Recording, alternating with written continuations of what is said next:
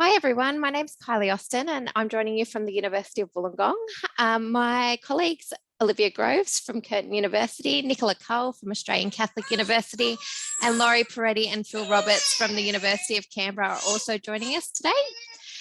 Today we're talking to you about a national research project that we conducted on behalf of the National Centre for Student Equity in Higher Education. And the project explored students' experiences from low SES backgrounds of their experience of careers advice. Today, we're going to be taking you through the research project, as well as sharing with you some examples of the pilot case studies and how we implemented the outputs of the research project. So handing over to Olivia. Thanks, Kylie. So the impetus for this project came from the equity and outreach practitioners in Australian universities who for many years now have been working with career advisors in local schools to support the career development of students who might be seeking a pathway into university or other post-school education. And so these practitioners, in conversations with career advisors, heard about the challenges of providing career education in schools.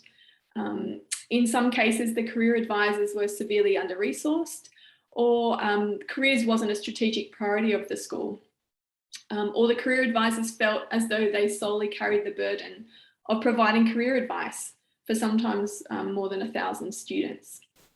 And a subsequent review of the literature backed up these criticisms of the current system.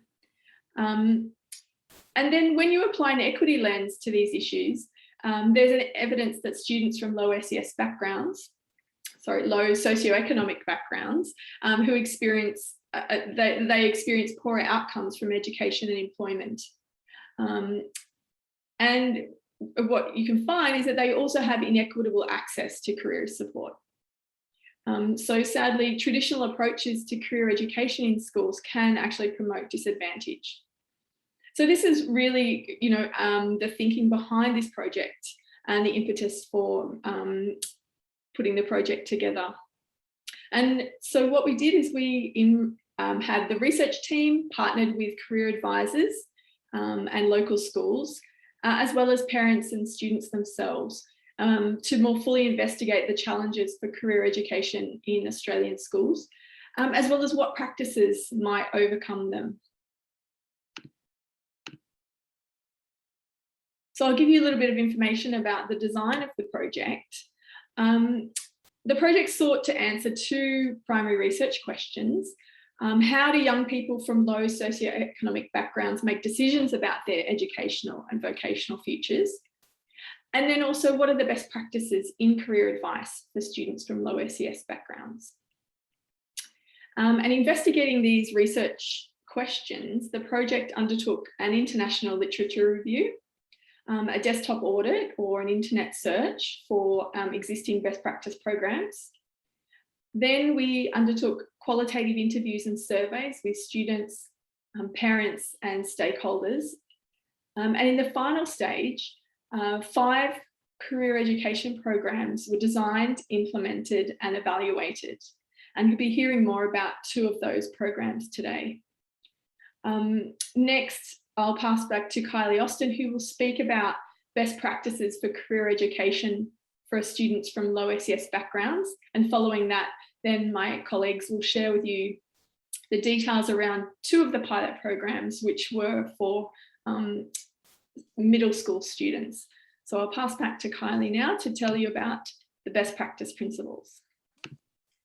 Okay, so the outputs of the literature review, as well as the data collection with our key stakeholders, resulted in the development of a suite of best practice principles that were then refined and redesigned throughout the implementation of the pilot projects.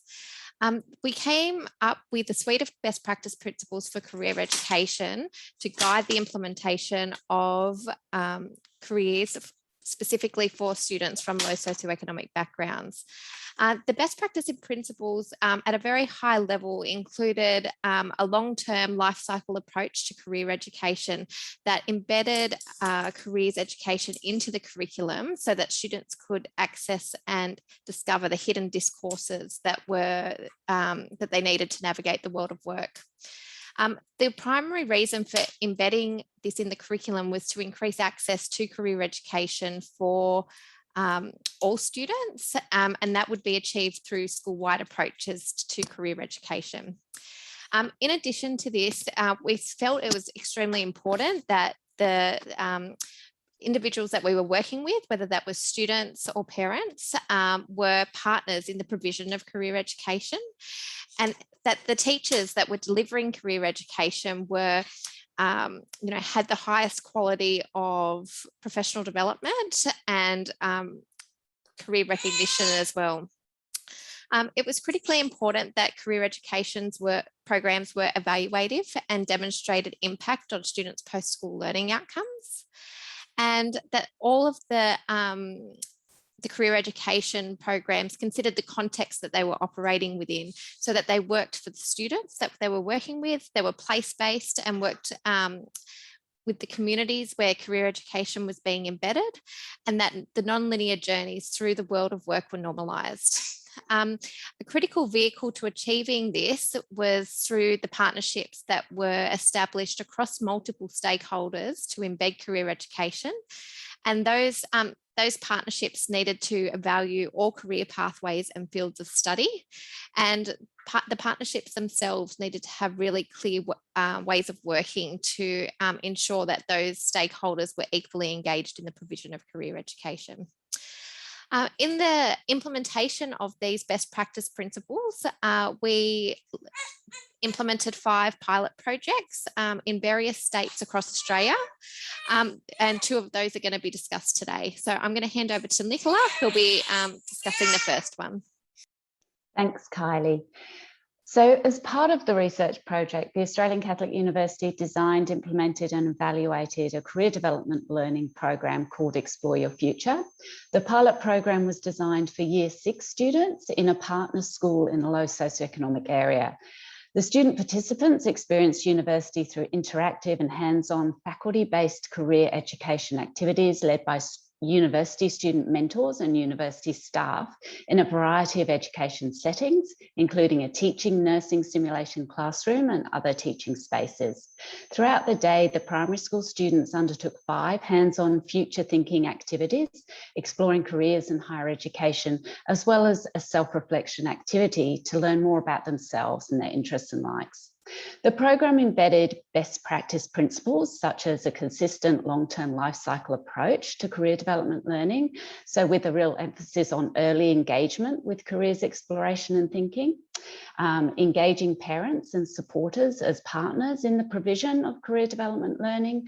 So in the program, parents and other family members and supporters of the children were invited to engage in consultation in the design stage, as well as participate alongside their children on the day. And also working with students as partners. So the current university students co-designed the workshops with the equity unit and their faculty, and then also delivered the program on the day. Clearly defined partnership practices that engage all stakeholders in the provision of career development learning. This was another best practice principle embedded. And so the program was co-designed with the school and the teachers, and of course student-centred approaches were used. Next slide please, Olivia. So two key impacts of the program included increasing student engagement and addressing gender stereotypes. So there was evidence of students' engagement and interest in higher education that was demonstrated on the day by the high levels of engagement with the activities and ongoing incidental conversations with the university student mentors throughout the day. That peer-to-peer connections and informal conversations whilst walking around the university between activities over lunch was very evident of the primary school students' engagement in careers. Another impact was addressing gender stereotypes. One of the teachers from the school during the co-design stage emphasised that it was really important for his students to understand that they have many options, and he wanted to expose them to a range of careers. He especially saw the need for the girls in his class. So the program was designed with elements which would challenge career stereotypes and gender disparity. And this was done in a few ways through the selection of university student mentors. For example, male students studying nursing and female students studying business and accounting, and also by exposing the primary school students to a range of careers that could really broaden their knowledge and understandings from what was known in the home and community. In the assessment of the program delivery, 3 areas were highlighted. The first was partnerships. So the partnership between ACU and the school was really based on collaboration and mutual respect regarding each other's areas of expertise. So in the design, really drawing on the teachers and schools' expertise was such an important part of co-designing the program, recognising that the teachers are the experts in their schools of the students and school community, and as such have real contextualised knowledge of what the needs are of the students.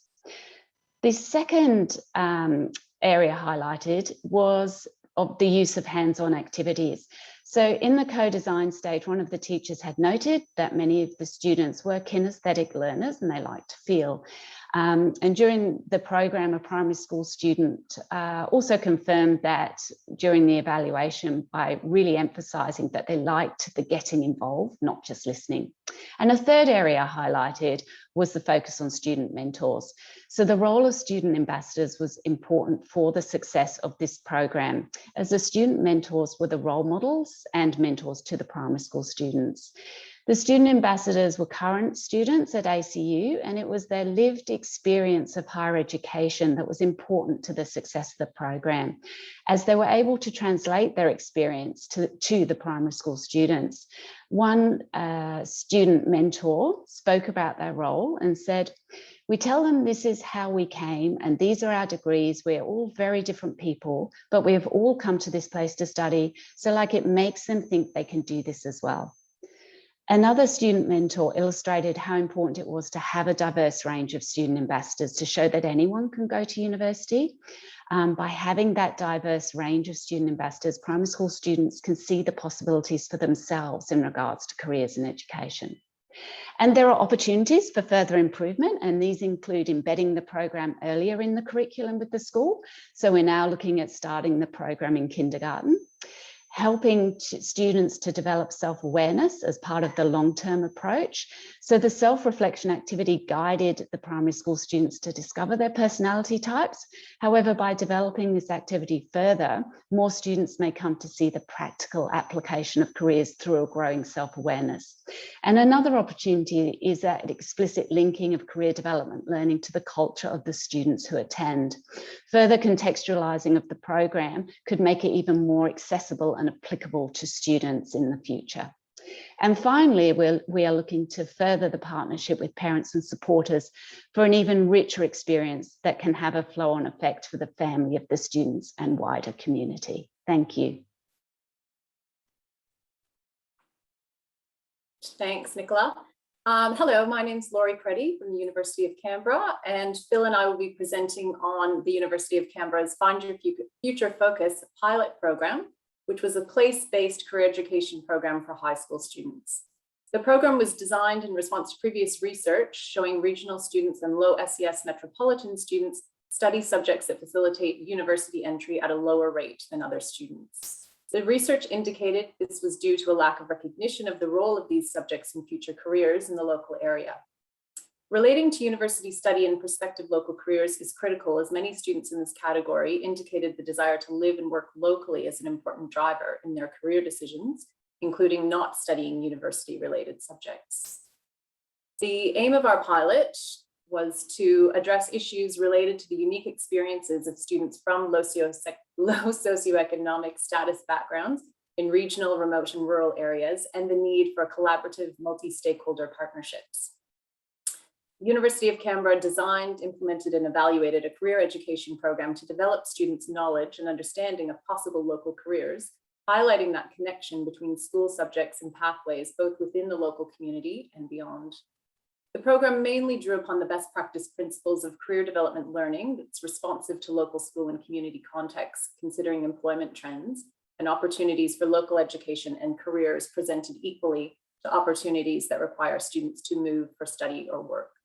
And Phil will delve deeper into that in a few minutes. Due to the impact of COVID-19, program delivery, of course, was more limited than we had initially planned. However, we were able to successfully implement the program with year 7 and 8 students in one regional high school and one rural high school. Prior to commencing the pilot, we surveyed students to identify what they knew of careers, including more specific to their community, and what school subjects may have related to these, as well as where and how they came to these conclusions and how they accessed information and where and how they would like to access information in the future.